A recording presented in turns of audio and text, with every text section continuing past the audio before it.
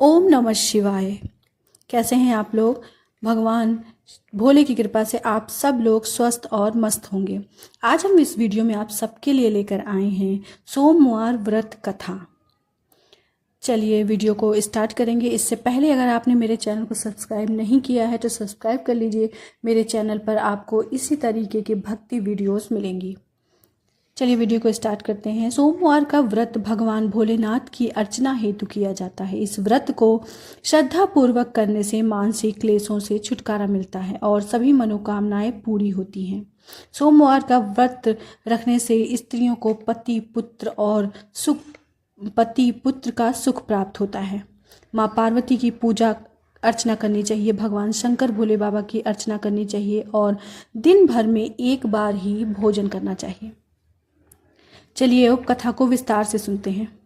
एक साहूकार बहुत अमीर था। उसके पास धन की कोई कमी नहीं थी। साहूकार के पास सभी सुख और ऐश्वर्य के साधन थे, किंतु उसको एक ही दुख था कि उसकी कोई औलाद नहीं थी। दिन रात वह इसी चिंता में लगा रहता और वह पुत्र पाने के लिए हर सोमवार को भगवान चंद्रदेव व शिव जी की पूजा करता व व्रत रखता था। साहूकार भोलेनाथ के प्रति ऐसी भक्ति देखकर एक दिन माँ पार्वती जी ने शिव जी से कहा, हे नाथ, ये साहूकार आपका अन्यायी भक्त है और सदियों ही आपका व्रत और पूजा भक्ति भाव से किया करता है।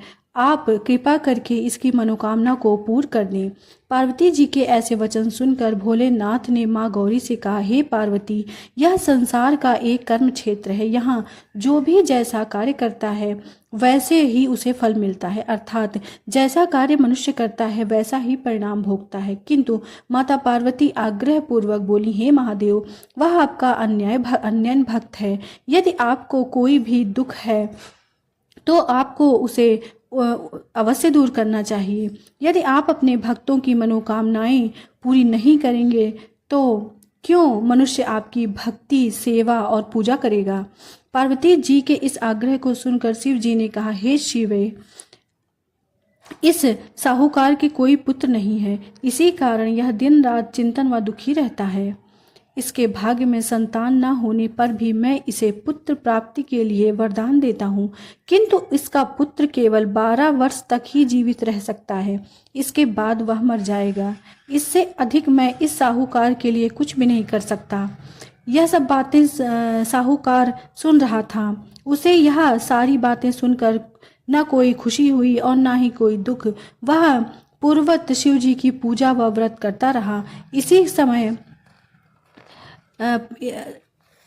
कुछ समय पश्चात साहूकार की पत्नी गर्भवती हुई और 10वें महीने में उसने बहुत ही सुंदर पुत्र को जन्म दिया। साहूकार के घर में बहुत खुशियां मनाई गईं, किंतु साहूकार ने अपने पुत्र की 12 वर्ष की उम्र जानकर कोई खुशी प्रकट नहीं की और इस संबंध में किसी को कोई भेद भी नहीं बताया। यह बालक धीरे धीरे बड़ा होने लगा। जब वह बालक 11 साल का हो गया तो बालक की माता ने साहूकार से उसके विवाह के लिए कहा, किंतु साहूकार ने कहा कि मैं इसे काशी जी पढ़ने भेजूंगा। साहूकार ने अपने साले को बुलाकर कहा कि तुम इस बालक को काशी पढ़ने ले जाओ और इसे विधिवत शिक्षा ग्रहण कराओ। साहूकार ने उसको बहुत सा धन देकर कहा कि रास्ते में जहाँ कहीं भी ठहरो वहाँ यज्ञ और ब्राह्मणों को भोजन कराते जाना। इस प्रकार वह दोनों मामा भांजे रास्ते में यज्ञ करते, दान देते और ब्राह्मणों को भोजन कराते जा रहे थे। रास्ते में एक शहर पड़ा। उस शहर में राजा की कन्या का विवाह था। एक अन्य राजा का लड़का बारात लेकर आया था, लेकिन वह एक आंख का काना था। लड़के के पिता को इस बात की चिंता थी कि वर को देखकर कन्या के माता पिता विवाह में किसी प्रकार की अड़चन न डालें। इसी कारण जब उन्होंने साहूकार के अति सुंदर बेटे को देखा तो उसके मन में विचार आया कि क्यों न इस लड़के से विवाह का कार्य पूर्ण करा लिया जाए। यह विचार कर उसने लड़के और उसके मामा से कहा, यदि आप फेरे और कन्यादान का कार्य पूर्ण करा देंगे तो आपकी बड़ी कृपा होगी और हम आपको बहुत सारा धन देंगे। साहूकार के लड़के और उसके मामा ने इस बात को स्वीकार कर लिया। विवाह का काम भली प्रकार से पूर्ण हो गया। जब वह लड़का जाने लगा तो उसने चुपके से राजकुमारी की चुनरी पर लिख दिया कि तेरा विवाह मेरे साथ हुआ है, लेकिन जिसके साथ तुम्हें भेजा जाएगा वह एक आंख का काना है। मैं काशी जा रहा हूँ। राजकुमारी ने जब इस प्रकार लिखा पाया तो उसने काने राजकुमार के साथ जाने से इनकार कर दिया और कहा कि यह मेरा पति नहीं है, मेरा विवाह जिसके साथ नहीं हुआ है वह काशी जी गया है। राजकुमारी के पिता ने यह सब बातें जब सुनी तो उसने अपनी कन्या को विदा कराने से इनकार कर दिया। बारात वापस चली गई। उधर साहूकार का लड़का और उसके मामा काशी जी पहुंच गए। जहां लड़के ने पढ़ना शुरू किया तब वह अपना अतिरिक्त समय मामा भांजे यज्ञ ज्ञानादि में व्यतीत करने लगे। इस प्रकार कई महीने बीत गए। जब लड़का 12 साल का हुआ तो उस दिन लड़के के मामा ने यज्ञ का आयोजन कर रखा था। अचानक ही लड़के की तबीयत खराब हो गई। लड़के के मामा ने कहा, अंदर जाकर सो जाओ। लड़का अंदर जाकर सो गया। थोड़ी देर पश्चात लड़का मर गया। जब लड़के के मामा ने देखा कि वह मर गया है तो बहुत दुखी हुआ। उसने सोचा कि पहले यज्ञ पूर्ण कर लूं, फिर कुछ सोचूंगा। लड़के के मामा ने यज्ञ पूरा किया और फिर रोना प्रारंभ कर दिया। वह बहुत जोर जोर से रो रहा था। संयोगवश शिव जी और पार्वती जी उधर से जा रहे थे।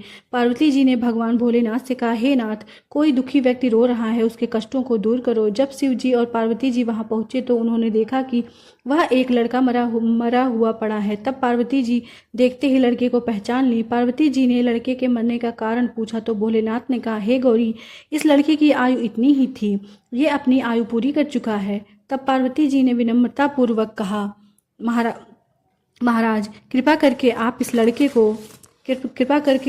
लड़के को जीवित कर दीजिए, नहीं तो इसके माता पिता इसके वियोग में तड़प कर अपनी जान दे देंगे। माता पार्वती की बात सुनकर शिव जी ने लड़के को पुनः जीवित कर दिया। गुरु शिव जी की कृपा से लड़का जीवित हो गया। शिव शंकर और पार्वती जी शिव धाम चले गए। शिक्षा पूरी होने पर लड़का और उसके मामा पहले की तरह यज्ञ करते ब्राह्मणों को भोजन और दक्षिणा देते हुए अपने घर की ओर चल दिए। रास्ते में दोनों उसी शहर में आए जहां पर उस लड़के ने शादी की थी। वहां पहुंचकर दोनों ने यज्ञ करना शुरू कर दिया। जब वे दोनों यज्ञ कर रहे थे तो उस लड़के के ससुर यानी वहां के राजा, जो उधर से घोड़े पर बैठकर अपने सेवकों के साथ जा रहे थे, उसने लड़के को पहचान लिया। राजा ने महल में ले जाकर दोनों को खूब सेवा सत्कार की। कुछ समय राजा के महल में रहने के बाद लड़के ने राजा से जाने की आज्ञा मानी। राजा ने अपनी लड़की को लड़के के साथ विदा किया और साथ ही बहुत सा धन और 10 दास दासियां को भी भेज दिया। जब वे अपने शहर आए तो लड़के के मामा ने कहा, पहले मैं तुम्हारे माता पिता को तुम्हारे आने की खबर सुना देता हूँ, तब तुम अपनी पत्नी सहित यहाँ आराम करो। ऐसा कहकर लड़के के मामा साहूकार को अपने पुत्र के आने की खबर देने चला गया। घर आकर उसने देखा कि उसके बहन और बहनोई छत पर बैठे हैं और उन्होंने यह प्रण ले रखा था कि यदि उनका बेटा जीवित नहीं लौटा तो वो छत से नहीं उतरेंगे, वहीं से कूद कर अपनी जान दे देंगे। लड़के के मामा ने जब यह समाचार सुनाया तो कि उनका लड़का जीवित लौट आया है तो उन्हें विश्वास नहीं हुआ।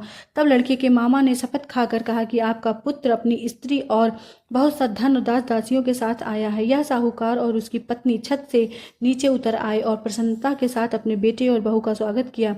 सभी प्रसन्नता के साथ रहने लगे। इस प्रकार भक्ति भाव से जो प्राणी सोमवार के व्रत का पालन करता है और प्रेम पूर्वक इस कथा को सुनता है या पढ़ता है तो उसके सभी कष्ट दूर हो जाते हैं, सारी मनोकामनाएं पूर्ण हो जाती हैं और इस लोक में सभी सुख सुविधाओं को भोग कर अंत में उसे शिवलोक की प्राप्ति होती है। इस प्रकार शिव जी के व्रत को करने से सबके मनोकामनाएं पूरी होती हैं, अब सब सुखों की प्राप्ति होती है। बोलो शंकर भोले बाबा की जय, पार्वती मैया की जय।